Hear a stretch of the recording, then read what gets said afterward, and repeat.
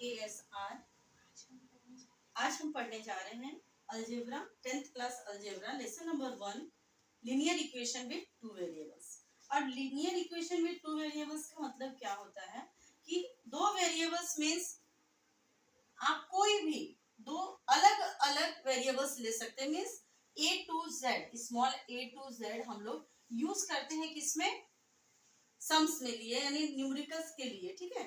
तो उसमें से A to Z में आप कोई भी दो वेरिएबल्स ले सकते हो, लेकिन वो सीक्वेंस में होना चाहिए। जैसे कि AB, MN, XY, ठीक है।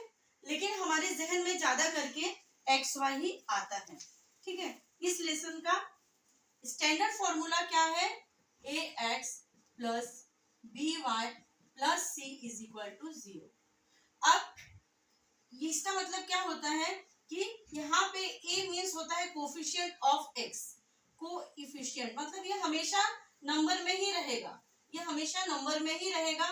तो A जो है वो A कोफिशिएंट, A जो किसका कोफिशिएंट है, X का कोफिशिएंट है। A किसका कोफिशिएंट है, X का कोफिशिएंट है। और B जो है वो Y का कोफिशिएंट है। Y चेंज नहीं होंगे, इसकी हमें वैल्यू निकालनी है। लेकिन A और B जो है ये हमेशा नंबर में ही रहेंगे, यानी कि 1 भी हो सकते हैं और 1 से लेके कितने भी नंबर हो सकते हैं। C जो है, C स्टैंड करता है कांस्टेंट के लिए। कांस्टेंट मतलब जैसे कि हमने ये वेरिएबल्स के साथ नंबर होते हैं और साथ में A से लेके Z तक कोई भी लेटर होता है, लेकिन कांस्टेंट में कोई लेटर नहीं होता, सिंपल नंबर होते हैं। तो एक एग्जांपल हम लोग करेंगे, जैसे कि एक्सरसाइज 1.1 के सम से करके हम लोग देखेंगे क्या दिया हुआ है। 3x plus 5x plus 3y is equal to 9। ये पहला इक्वेशन हमारा है। सेकेंड इक्वेशन है 2x माइनस, यहाँ पे थोड़ा सा मिस्टेक है यानी कि साइन में, वो आप लोग ठीक कर लेना, ठीक है।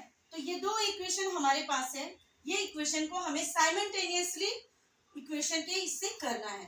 तो उसके लिए हम लोग क्या करेंगे, हमारे पास दो वेरिएबल है x और y, इसमें से हमें दोनों वेरिएबल में से एक वेरिएबल को हमें क्या करना पड़ेगा, हटाना पड़ेगा, यानी कि उसको निकालना पड़ेगा, ओमिट करना पड़ेगा।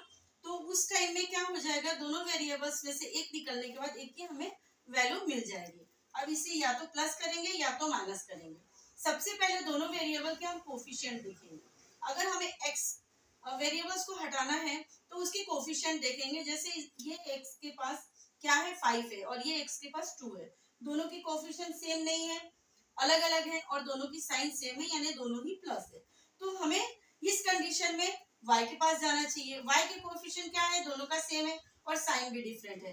तो ऐसे कंडीशन में क्या होगा, y को हम लोग इजीली हटा सकते हैं, यानी कि 3 प्लस 3 माइनस 3 कितना होता है, 0।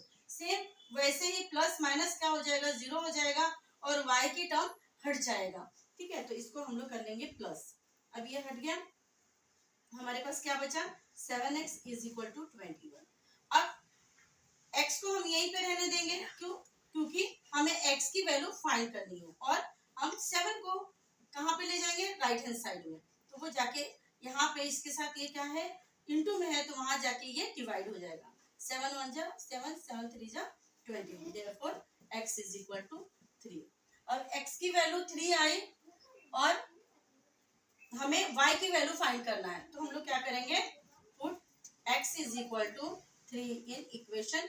आप दोनों में से कोई भी इक्वेशन में पुट कर सकते हो, चाहे आप 1 में या 2 में किसी में भी पुट कर सकते हो। मान लो कि हमने 1 में किया, 1 में किया तो क्या हो जाएगा, 5x plus 3 is equal to 9।